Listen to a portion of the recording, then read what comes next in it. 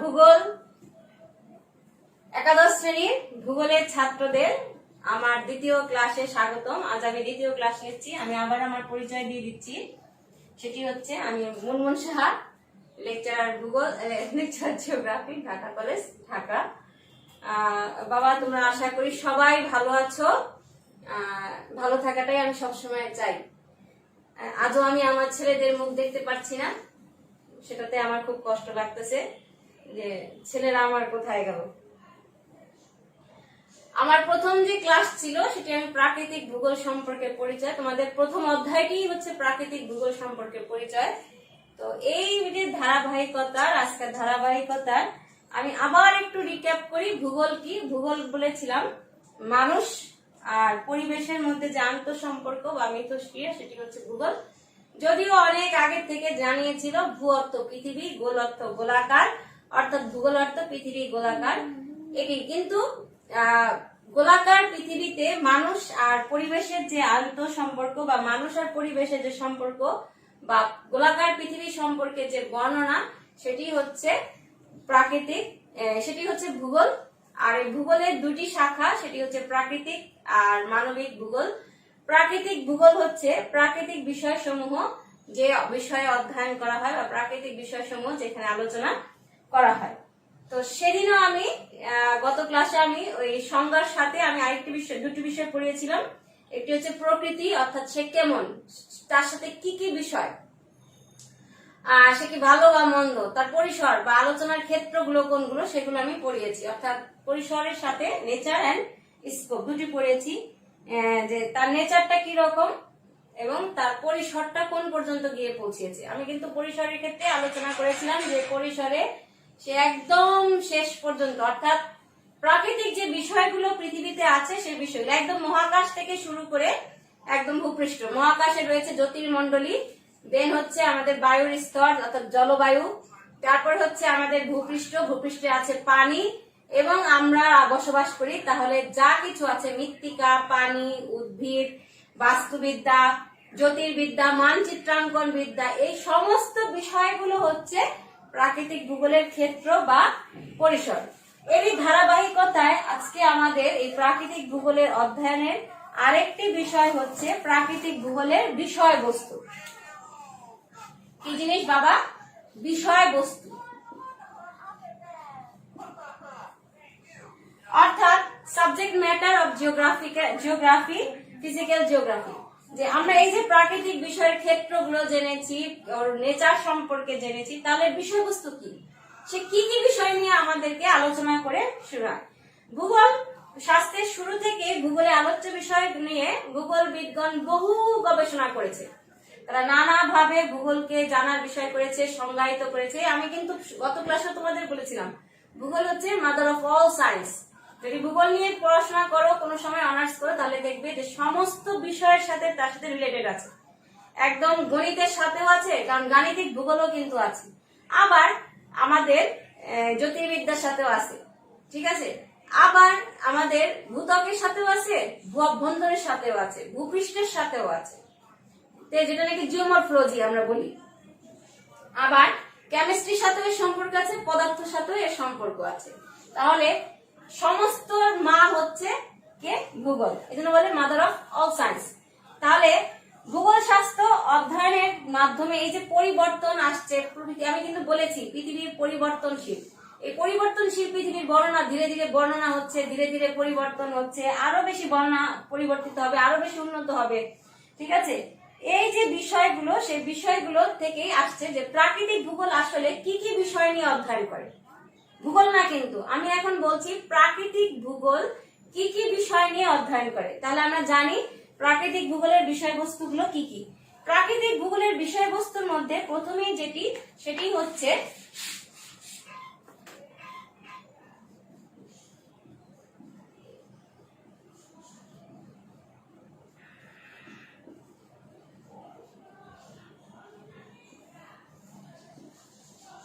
আমরা জেনেছি সে ভূপৃষ্ঠ নিয়ে আলোচনা করে। তাহলে ভূপৃষ্ঠের একটি অংশ হচ্ছে ভূমিরূপ, অর্থাৎ ভূমিরূপ বিদ্যা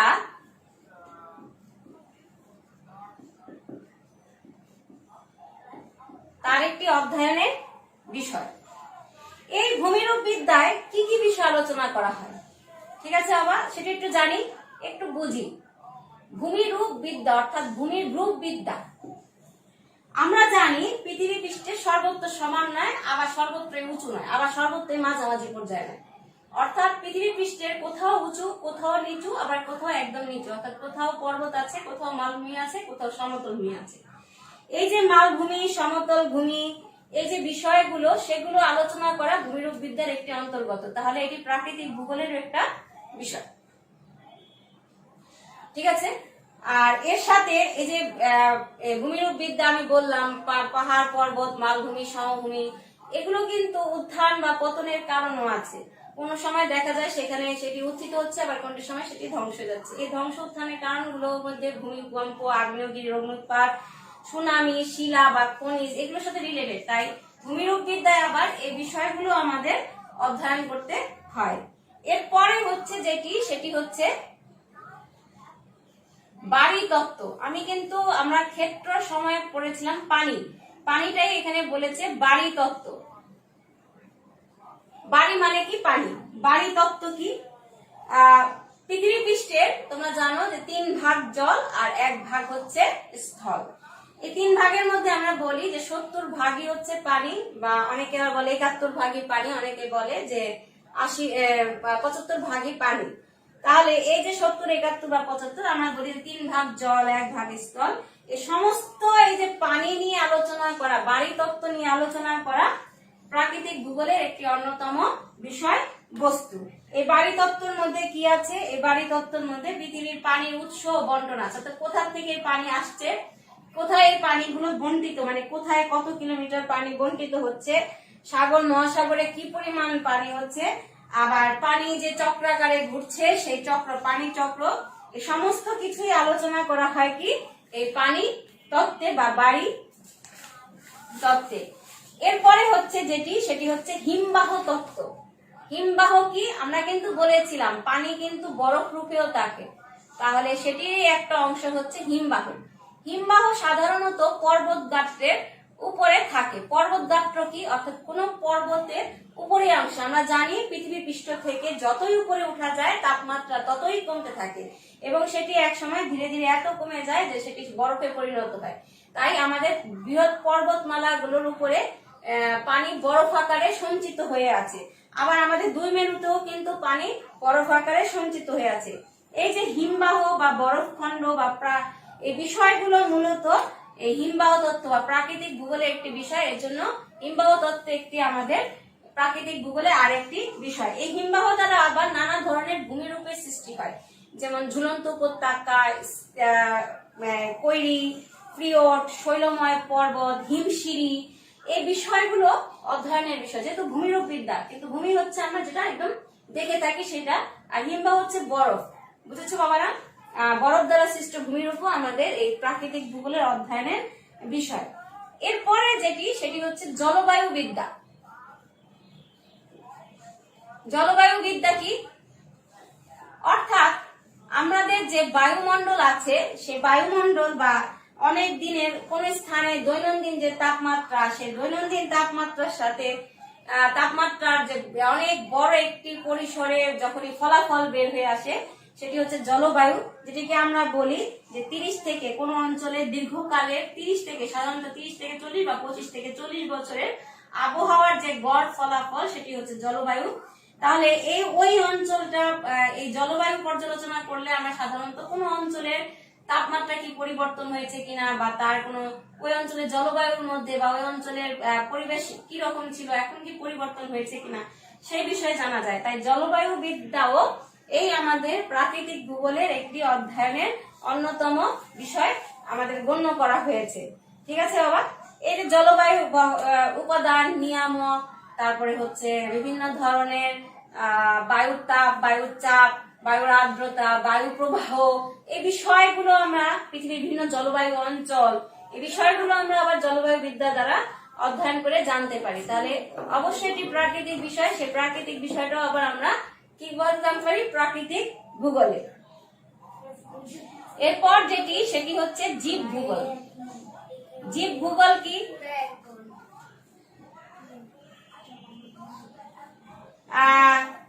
মানুষ ও পরিবেশ নিয়ে আলোচনা করাই কি জীবমণ্ডল, তাই না?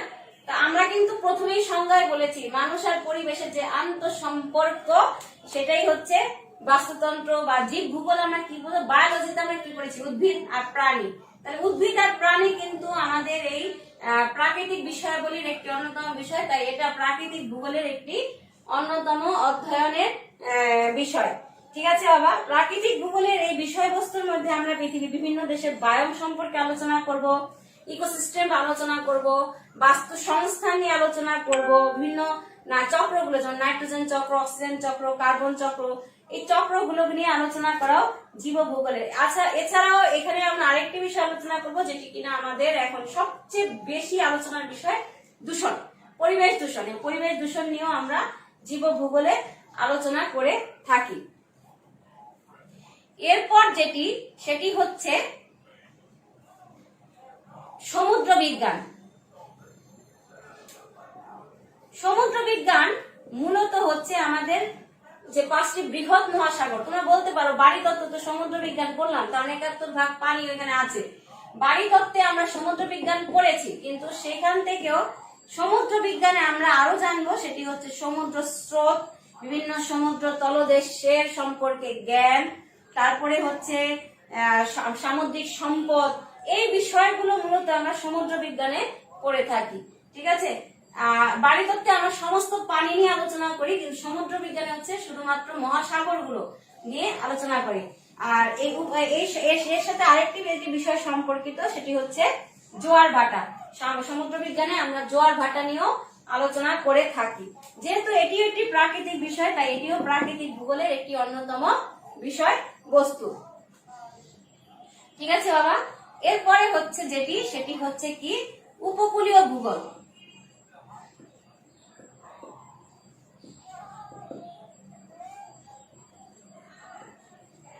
পৃথিবীর যে সমস্ত দেশে বা যে সমস্ত অঞ্চলের দিয়ে উপকূল ভাগ বা আমরা বলতে পারি মহাসাগর বা সাগর বা উপসাগর গুলো অংশ রয়েছে, সেখানে আমরা বলি ওটি উপকূল।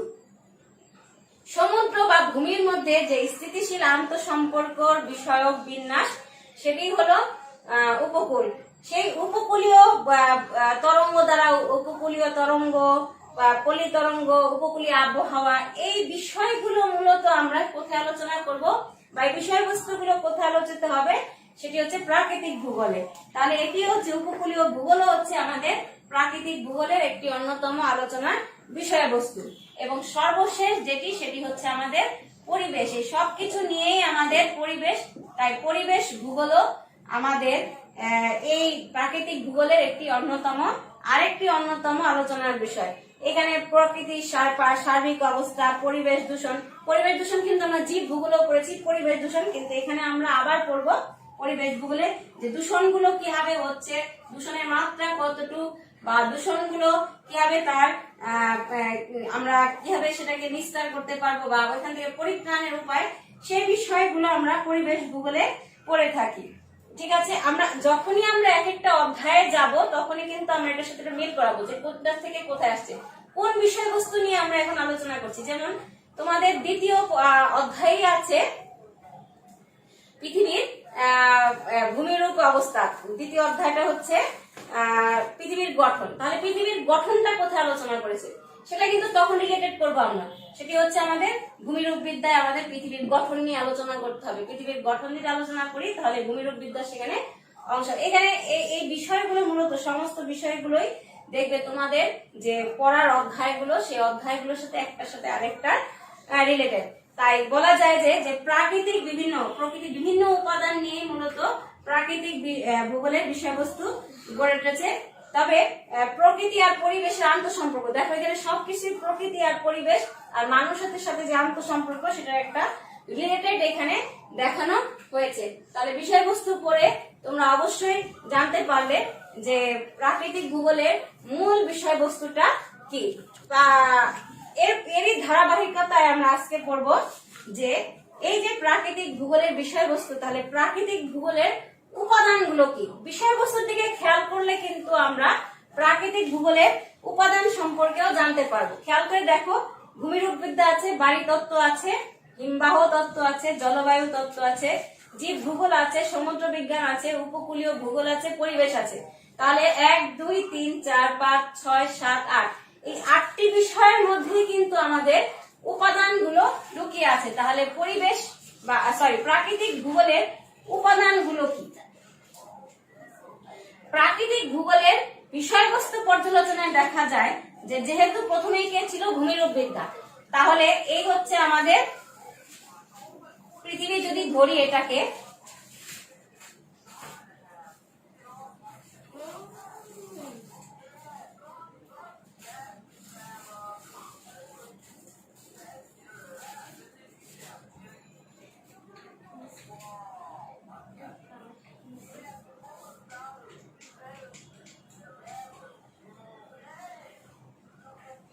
তাহলে এটা হচ্ছে পৃথিবীর পৃষ্ঠ। পৃথিবীকে ঘিরে আছে বায়ুর আবরণ, পৃথিবীতে আবার রয়েছে বায়ুমণ্ডল, এখানে আছে মহাকাশ। তাহলে আর এখানে ভূপৃষ্ঠে বসবাস করে মানুষ ও প্রাণী। তাহলে আমরা বুঝতে পারছি বা উপাদানগুলি যদি আলোচনা করি তাহলে দেখতে পারবো যে আমরা কি বলেছিলাম, ভূ অভ্যন্তর, ভূমিরূপবিদ্যা ভূ অভ্যন্তর নিয়ে আলোচনা করে, ভূত্বক নিয়ে আলোচনা করে, ভূবিদ্যা নিয়ে আলোচনা করে। তাহলে উপাদানগুলো কি? প্রথমেই যেটি আসে সেগুলি হচ্ছে অশ্বমণ্ডল। এই অশ্ব কিন্তু ঘোড়া না, আবার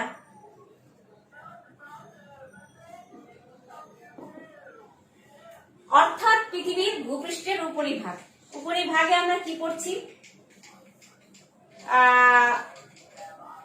পৃথিবীর গঠন করতে হলে ভূ অভ্যন্তর জানতে হবে। তারপরে যেহেতু পৃথিবীর গঠন হয়ে আমরা উপরিভাগে থাকি, তাহলে ভূত্বক।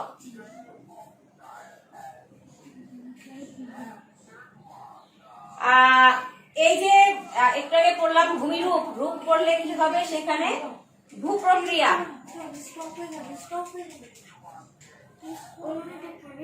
আচ্ছা, তারপরে কি? সেটা হচ্ছে ভূপৃষ্ঠের পরিবর্তন।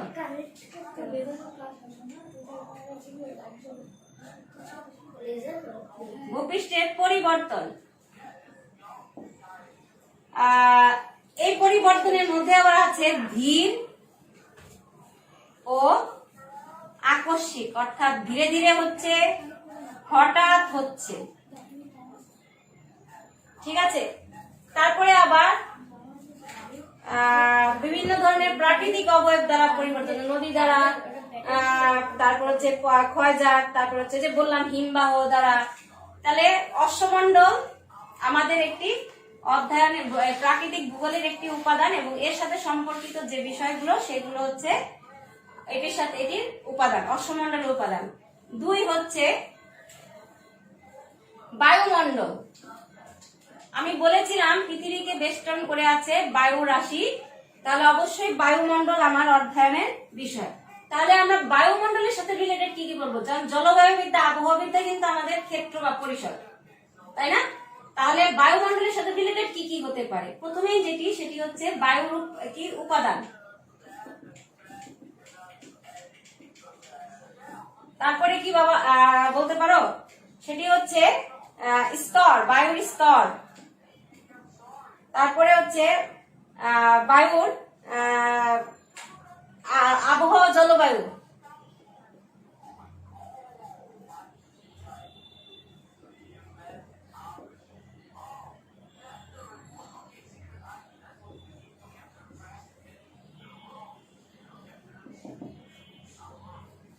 তারপরে আবহাওয়া, জলবায়ু নিয়ামক উপাদান।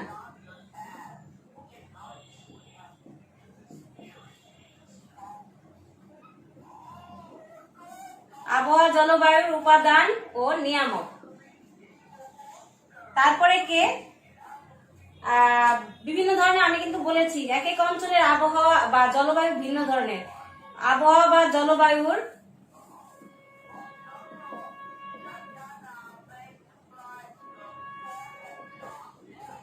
অঞ্চলগত, অঞ্চলের শ্রেণীবিন্যাস বা অঞ্চলগত পার্থক্য, এসব কিছু জানার বিষয়গুলো হচ্ছে বায়ুমণ্ডলের অন্তর্গত।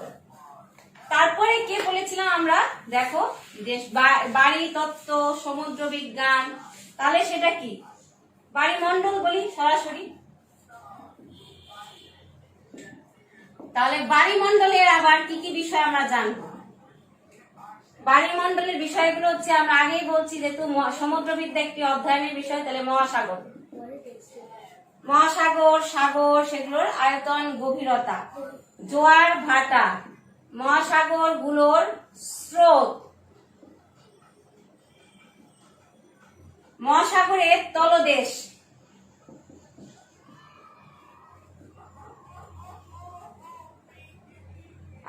তারপরে হচ্ছে জোয়ার ভাটা,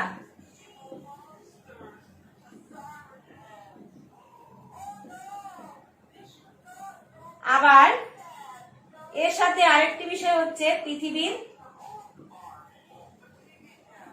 পানির উৎস ও বন্টন, পানি চক্র, যেটি সবচেয়ে বেশি গুরুত্বপূর্ণ। তাহলে বুঝতে পারছো যে বাড়িমণ্ডলের আবার উপাদান আছে। তাহলে আমাদের প্রাকৃতিক ভূগোলের মূল উপাদানই হচ্ছে তিনটি।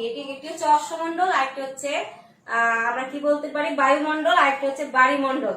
এরই পরিপ্রেক্ষিতে আরেকটি সেটি হচ্ছে জীবমণ্ডল। খেয়াল করে দেখো, এই বায়ু, পানি, বাড়িমণ্ডল কে ভোগ করার জন্য বা উপভোগ করার জন্য আকে পাঠানো হয়েছে মানুষ বা বিভিন্ন ধরনের প্রাণীদের। তাহলে সেই পরিপ্রেক্ষিতে আমাদের আরেকটি বিষয় হচ্ছে বা উপাদান হচ্ছে জীবমণ্ডল। তাহলে প্রাকৃতিক ভূগোলের আরেকটি উপাদান হচ্ছে জীবমণ্ডল। জীবমণ্ডলে আমরা মূলত প্রাণী আর উদ্ভিদ এই সব কিছু নিয়ে আলোচনা করে থাকি।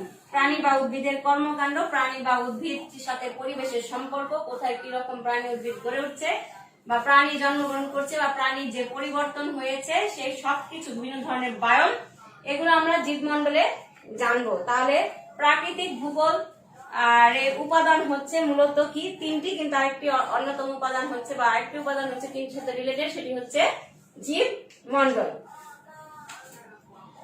এখন এই যে আমরা জানলাম ক্ষেত্র, পরিসর, উপাদান, সমস্ত কিছু, তাহলে প্রাকৃতিক ভূগোলের এই ক্ষেত্র পরিসর বা উপাদান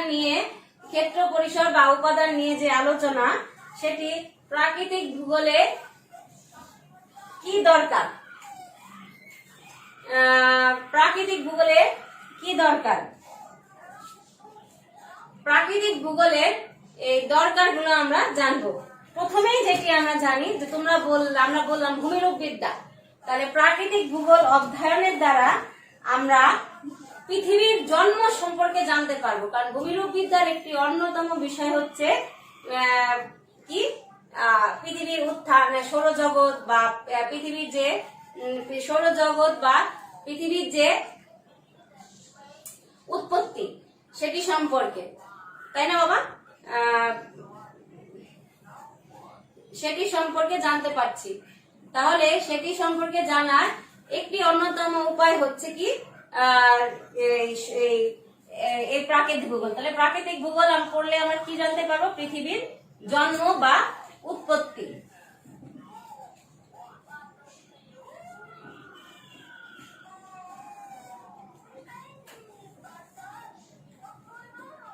দুই, প্রাকৃতিক ভূগোল অধ্যয়ন দ্বারা আমরা ভূমিরূপ সম্পর্কে জ্ঞান লাভ করতে পারি। অর্থাৎ ভূমিটি কি রকম, পৃথিবীর এই উপরিভাগের ভূমিরূপ সম্পর্কে জ্ঞান লাভ করতে পারি আমরা প্রাকৃতিক ভূগোল অধ্যয়ন দ্বারা। সেটি কি পাহাড় পর্বত, ওই অঞ্চলটি পাহাড় পর্বতের অন্তর্গত, নাকি ওই অঞ্চলটি কোনো প্রাকৃতিক শক্তি দ্বারা পরিবর্তিত হচ্ছে, এইরকম। এরপর যেটি আমরা বাড়ি তত্ত্ব সম্পর্কে সম্যক জ্ঞান লাভ করতে পারি। অর্থাৎ পানি রাশি, পৃথিবীর সমস্ত পানি রাশি সম্পর্কে আমরা জ্ঞান লাভ করতে পারি। পানির বন্টন, পৃথিবীগুলোর মহাসাগরগুলোর আকার, আয়তন, সমস্ত কিছু, মানব জাতির উপরে গুরুত্ব কি। তারপরে আবার বাড়ি তত্ত্বেরই অংশ হিসেবে আমরা বলতে পারি সমুদ্র সম্পর্কে জ্ঞান লাভ। সমুদ্র সম্পর্কে অর্থাৎ পৃথিবীর 5টি যে বড় মহাসাগর রয়েছে, এই বড় বড় মহাসাগরগুলোর আকার, আয়তন, স্রোত, অন্যান্য বিষয় সম্পর্কে আমরা জানতে পারি। ঠিক আছে। আবার জলবায়ু সম্পর্কেও কিন্তু আমরা জানতে পারি কোথা থেকে? এই প্রাকৃতিক ভূগোল অধ্যয়নের দ্বারা। আবার বায়ুমণ্ডল সম্পর্কেও জানতে পারে, কারণ জলবায়ুর সাথে কিন্তু আমাদের বায়ুমণ্ডলটা সম্পর্কযুক্ত। কারণ আমি উপাদানে কিন্তু বলেছি যে বায়ুমণ্ডল এর একটি উপাদান, তাহলে অবশ্যই জলবায়ুর সাথে পড়লে বা বায়ুমণ্ডল বা আবহাওয়া সম্পর্কে আমরা জ্ঞান লাভ করতে পারি। তাহলে তোমরা বুঝতে পারছো যে আমাদের এই প্রাকৃতিক ভূগোল অধ্যয়নের গুরুত্ব কি। পৃথিবীর প্রাকৃতিক বিষয় সমূহ সম্পর্কে সম্যক জ্ঞান লাভ আমরা সাধারণত এই প্রাকৃতিক ভূগোল সম্পর্কে অধ্যয়ন করে জানতে পারি। তাহলে ছেলেরা, আমি মনে করি গত ক্লাসে আমি তোমাদের ফোন নাম্বার দিয়েছিলাম, প্রয়োজন পড়লে অবশ্যই আমাকে ফোন করবে, বা কোনো বিষয় না বুঝলে আমাকে ফোন করবে, আমি যথাসাধ্য চেষ্টা করব। সবাইকে আজকে এই পর্যন্তই, সবাইকে ধন্যবাদ জানিয়ে আমি আমার ক্লাস শেষ করছি। ভালো থেকো, সুস্থ থেকো।